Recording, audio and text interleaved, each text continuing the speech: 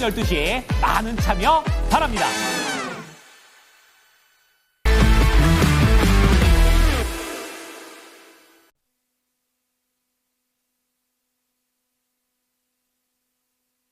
네, 프로의 시선 함께하겠습니다. 타이탄 파트너스의 윤여민 이사 나와 계십니다. 안녕하세요. 네, 안녕하십니까. 네, 시장 여전히 들쑥날쑥합니다. 여기서 어떤 이슈로 중심 잡아볼지 함께 확인해 보시죠.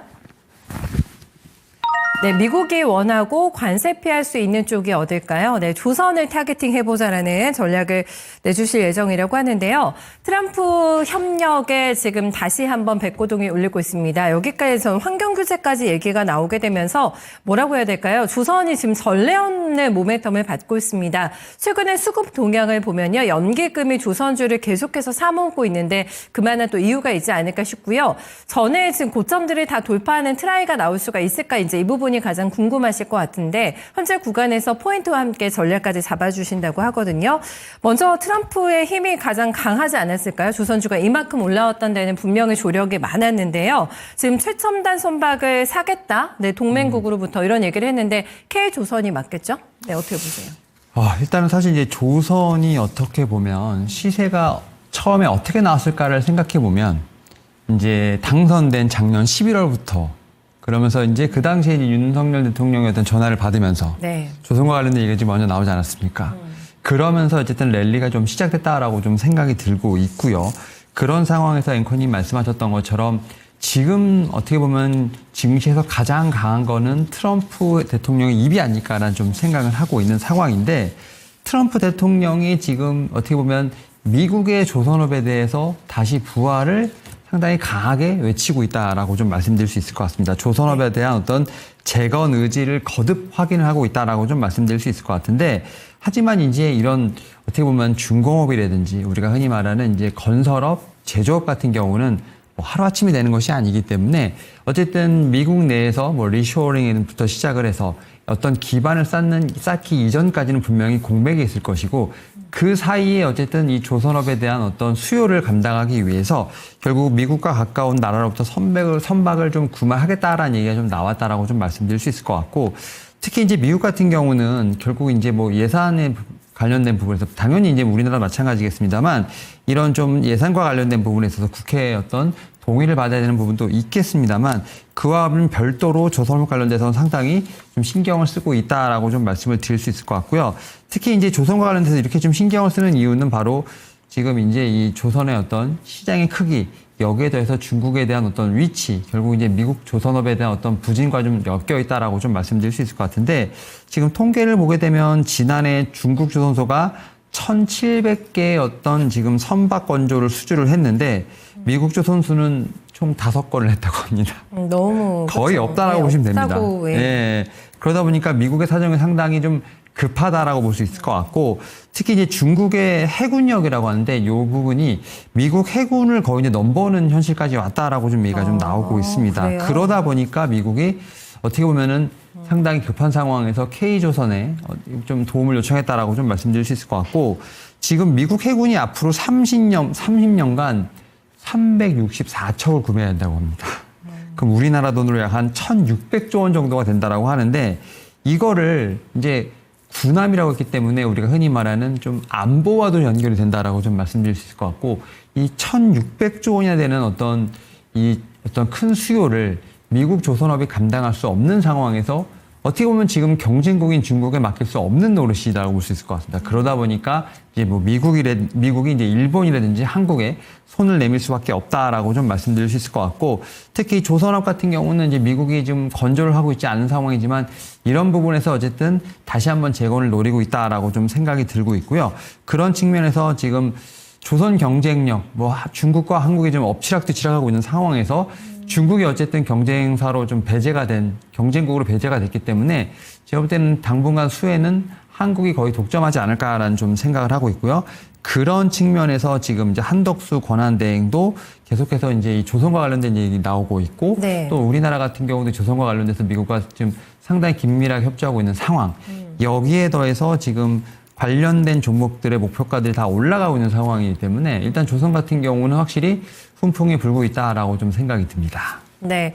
참 모멘텀 다발입니다. 그래서 이제 조선주가 이렇게 백고동 올리기 시작한 게 12월부터 스타트가 됐다고 말씀해 주셨는데 완벽하게 뭐 시장에서 아직까지 주도주라고 볼 수가 있겠어요. 그리고 64조 원짜리 초대형 프로젝트입니다. 알래스카 LNG 관련해가지고 오늘 첫 화상회의가 시작이 됐더라고요. 한국가스공사하고 미국 프로젝트 운영하는 회사하고요. 화상이 오늘 들어갔고 이제 다음 주에는 우리나라가 실사를 간다고 하는데 속도를 내기 시작하는 것 같아요. 그러면은 또 조선주가 여기서도 모멘텀을 더 받지 않을까 싶거든요. 네. 사실 미국이 세일즈를 하는 몇 개 안 되는 품목 중에 하나가 아닐까 생각을 합니다. 사실 이 미국은 소비의 국가다 보니까 결국 이제 수입하는 것에 대한 어떤 상당히 제재를 많이 하는, 그래서 보편관세, 뭐 일반관세, 여기 품목별 관세가 좀 나오는 상황에서 지금 미국이 세일즈하는 것이 무엇일까라고 봤을 때 가장 1번은 LNG가 아닐까라는 좀 생각을 하고 있고, 특히 LNG와 관련돼서는 특히 이제 아시아 쪽의 세일즈를 상당히 강하게 하고 있는데, 네. 지금 뭐 우리나라뿐만 아니라 뭐 일본이라든지 뭐 대만,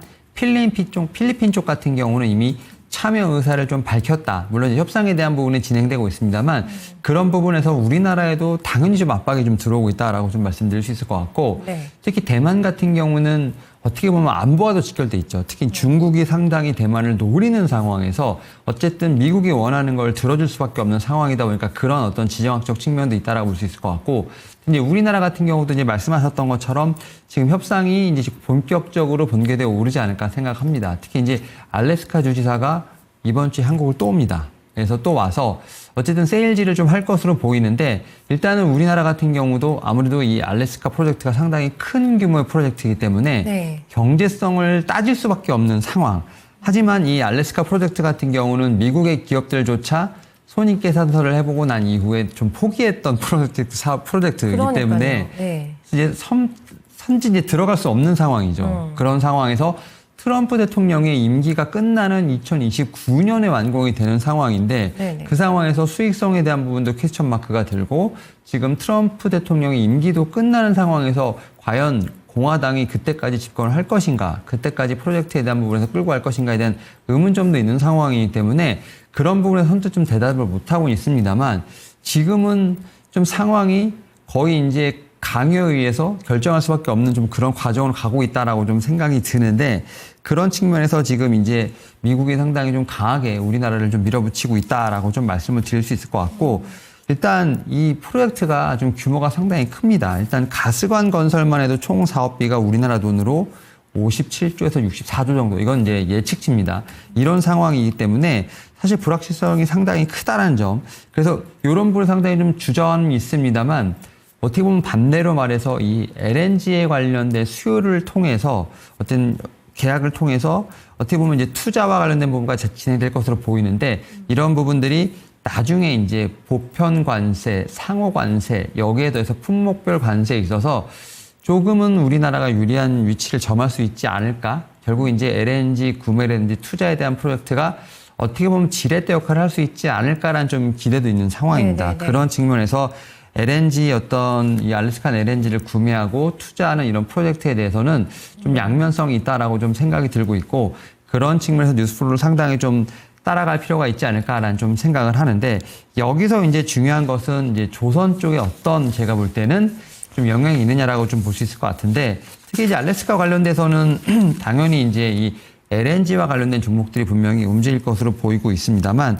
이와는 또 별개로 이 LNG 선에 관련된 미국의 발주도 저는 체크해 볼 필요가 있지 않을까라는 좀 생각은 합니다. 특히 이제 미국의 지금 입항하는 중국 선사와 관련돼서도 지금 어쨌든 막 수수료를 부과하는 어떤 이러한 부분도 분명히 있는 상황이고, 여기에 더해서 LNG 운반선에 대해서 미국이 좀 발주를 할 것으로 보이고 있는데, 이런 부분들이 아무래도 이 LNG 구매라든지 알래스카 프로젝트에 투자를 하게 된다면 좀 더 수월하게 우리나라 쪽으로 가져올 수 있는 또 하나의 지렛대 역할을 할 수 있지 않을까라는 좀 생각을 합니다. 특히 최근에 미국의 LNG 업체인 벤처글로벌이 우리나라 빅3죠. HD현대중공업, 삼성중공업, 하나오션, 조선소를 시찰했다고 합니다. 이제 발주를 위해서 조선소를 먼저 다녀갔다라고 보시면 될 것 같습니다. 시찰 왔군요. 네, 그래서 지금 LNG 운반석 4척에 옵션 8척을 더해서 최대 12척 정도의 발주가 지금 진행이 되고 있고, 협상이요. 요게 한 2월 그러니까 2분기 말이니까 한 6월 정도 되겠죠. 6월에서 7월 정도에는 아마 요와 관련된 어떤 협상 체결에 대한 부분들이 나오지 않을까. 결국 이제 LNG 프로젝트든지 LNG 구매와 관련된 부분에 있어서 상당히 좀 수익성에 대한 부분들 여러 가지가 좀 있습니다만 관세 협상이라든지 LNG선 발주와 관련된 부분과 좀 연결되어 있다 보니까 이런 부분을 좀 모두 고려해야 되는 상황이 아닐까라는 좀 생각을 하고 있습니다. 그러니까 이게 복잡하네요. 지금 미국 기업들이 다 이거 들어와서 사업하니까 손살을 쳤다고 하잖아요. 엑스모빌도 우리도 안 한다 하면서 다 꺼려서 이제 어떻게 보면은 떠넘긴다라는 느낌도 조금 받고 있는 상황인데 그러면 이게 경제성이 없다라는 게 가장 큰 걸리는 리스크인 거잖아요. 그래도 어쨌든 협상을 주고받는 데 있어서는 이걸 카드로 활용을 하게 된다면은 결국에는 LNG 알래스카 사업에 우리가 참여할 가능성이 높다라고 보는 게 현재 구간에는 맞습니까? 네, 일단은 좀 맞다라고 좀 생각이 들고 있고요. 네. 다만 이제 이 협상하는 과정에서 얼만큼 유리하게 덜 손해를 볼까에 대한 부분들을 조건에 대한 부분 협상을 좀 네. 해야 되지 않을까 생각을 하는데 지금 일본 정부가 지금 협상을 하고 있는 걸 좀 저는 레퍼런스로 삼아야 되지 않을까라는 생각을 하고 있는데 네. 일본 같은 경우도 지금 참여를 하겠다고 하지만 협상을 상당히 단계적으로 천천히 하면서 조건을 상당히 따지고 있는 상황이거든요. 여기서 우리나라 같은 경우는 지금 한덕수 권한대행이 협상의 어떤 선봉장에 서 있습니다만 또 50일 후에는 대통령이 바뀔 수도 있는 상황이죠. 그러니까 그게 가장 큰 또 리스크. 네, 그러니까 그런 부분을 좀 지렛대 삼아서 네. 협상에 대한 부분을 조금은 딜레이를 좀 하면서 조건들을 확실히 따져야 다음 정권에서 어쨌든 이런 부분이 합의가 돼야 한다는 점. 그러니까 이런 부분들이 좀 정치적으로 우리나라 같은 경우는 좀 리스크가 엮여 있는 상황이기 때문에 네네. 협상을 서두르기보다는 이런 부분을 좀 이용해서 좀 따질 거 따지면서 좀 최대한 어떤 꼼꼼한 협상이 좀 필요한 어떤 시기가 아닐까 생각하고 있습니다. 최대한 국익에 손해가 가지는 않게 하겠다라는 게 뭐 입장이긴 한데 어떻게 주고받는지 네, 구체적인 협상 내용을 조금 주시하면서 무조건 또 호재가 될 수만은 없는 상황인 것 같기는 하거든요. 그리고 관련주들이 미리 또 선방하면서 올라갔기 때문에 어떻게 이런 뉴스들을 소화해주면서 종목들 움직임 나올지 체크 필요할 것 같습니다. 그리고 또 선박 배출량, 이 탄소 배출량을 규제하겠다고 얘기하게 되면서 해운 쪽은 조금 안 좋을 것 같긴 한데 조선주는 이것도 호재로 받아들이겠어요, 지금? 네, 일단은 IMO 지금 국제해사기구가 선박의 탄소 배출에 부과하는 이제 규제안에 합의를 하면서 이제 친환경 선박에 대한 수요는 당연히 늘어날 수밖에 없다라고 좀 말씀드릴 수 있을 것 같고 사실 이 부분 같은 경우는 뭐 작년 재정부터 계속 나온 얘기입니다만 이제 합의안이 본격적으로 통과됐다라고 좀 보시면 될 것 같고 특히 그런 측면에서 우리나라 어떤 조선사들 상당히 기술력이 앞서 있다라고 볼 수 있을 것 같습니다. 뭐 LNG 운반선이라든지 이중연료 엔진, 뭐 노후 선박 개조 같은 사실 이런 쪽에서 기술력이 상당히 앞서 있는 상황이기 때문에 이런 IMO의 탄소 배출 규제와 관련된 부분들은 충분히 우리나라 어떤 기업의 수혜가 된다라고 좀 말씀을 드릴 수 있을 것 같고 지금 지금 IMO 관련돼서 규제를 조금 살펴보게 된다고 하면 국제 항해를 하는 5,000톤 이상의 선박 같은 경우는 기준을 초과해서 온실가스를 배출하게 되면 톤당 뭐 한 100에서 480달러까지 좀 부가세를 내야 한다라고 좀 보시면 될 것 같습니다. 이건 이제 기준에 따라 좀 다르긴 합니다만 그렇게 된다고 하면 일단 노후 선박을 갖고 있는 어떤 선사들에게는 상당히 좀 불리하다라고 좀 말씀드릴 수 있을 것 같고 그런 측면에서 노후된 선박을 교체하는 수요는 분명히 일어나지 않을까라는 좀 생각은 합니다. 다만 지금 이 친환경 선박으로 바꾸기 위해선 이 배라는 것이 바로 만들어지는 게 아니지 않습니까? 오래 걸리잖아요. 한 2년에서 3년 정도 걸리는 상황. 네. 여기에 더해서 지금 우리가 볼 수 있는 조선 3사들 같은 경우는 배를 만드는 공간이라고는 도크 자체가 다 꽉 차 있는 상황이기 때문에 맞아요. 지금 발주한다 하더라도 2, 3년 내에 받을 수 있겠다라는 보장이 없다. 뭐 그러다 보니까 우리나라 같은 경우가 이제 너무 수요가 많다 보니까 뭐 중국이라든지 동남아 지역에 좀 남아있는 도크를 활용을 해서 거기서 이제 발주를 받아서 쓰겠다라는 얘기도 있습니다만 어쨌든 이런 새로운 선박과 관련돼서는 시간이 걸리다 보니까 기존에 있는 선박을 쓰되 여기에 뭔가 장치를 다는 거죠. 뭐 엔진을 바꾼다던가 뭐 저감 장치를 단다던가 방법이겠어요. 네, 그런 식으로 해서 어쨌든 새로운 선박이 오기 전까지는 좀 버텨야 한다는 점. 뭐 이런 부분들에 있어서 제가 볼 때는 새로운 신수요에 대한 마켓도 있겠습니다만 우리가 흔히 말하는 리트로핏 같은 어떻게 보면 이제 좀 기존의 유지 보수와 관련된 부분들, 또 친환경과 관련된 어떤 기계에 대한 관련된 어떤 이런 쪽에서 제가 볼 때는 좀 더 수요가 있을 수 있다. 뭐 이런 부분도 한번 좀 체크해볼 필요가 있지 않을까 생각하고 있습니다. 네, 도크가 차서 일감이 뭐 처리를 못할 정도라고 하니까 뭐 업황에 대해서는 의심의 여지가 없는데요.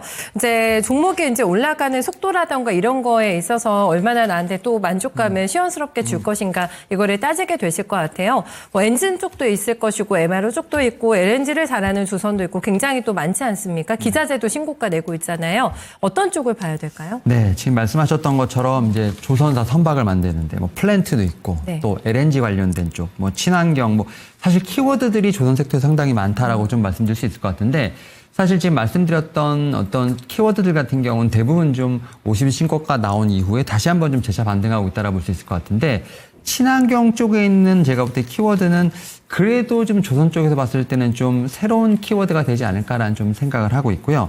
그런 측면에서 지금 이제 바닥권에서 다시 한번 올라오고 있는 HD 현대 마린 솔루션이 제가 볼 때는 자리상으로 봤을 거나 어떤 업사이드가 상당히 높아 보이지 않나라고 좀 생각이 드는데 특히 이제 앞에서 말씀드렸던 것처럼 이 친환경 규제로 인해서 지금 선박의 애프터마켓에 관련된 부분에서 안정적인 성장을 하고 있는 것이 바로 이 동사라고 좀 말씀드릴 수 있을 것 같습니다. 여기에 더해서 이 회사 같은 경우는 또 AI 쪽을 좀 앞세우면서 특히 AI 물류 솔루션에 대한 부분들, 이제 그 이름이 이제 오션와이드라고 하는데 이 부분을 통해서 신규 사업에 대한 확장을 하고 있다라고 좀 말씀드릴 수 있을 것 같습니다. 결국 친환경을 통한 뭐 애프터마켓, 여기에 AI가 좀 적용이 되면서 새로운 사업에 대한 부분에서 제가 볼 때는 좀 드라이브를 걸고 있는 상황이기 때문에 뭐 조선이라든지 조선 기자재, LNG 관련된 쪽은 상당히 많은 얘기가 나왔다면 오히려 애프터마켓에 관련된 부분은 약간 좀 새로운 키워드가 아닐까 생각하면서 HD 현대 마린 솔루션을 한번 좀 체크해볼 필요가 있지 않을까 말씀드려볼 수 있을 것 같습니다. 네, 요즘 뭐 유심히 저희 살펴볼게요. 오늘 말씀 잘 들었습니다. 네, 감사합니다.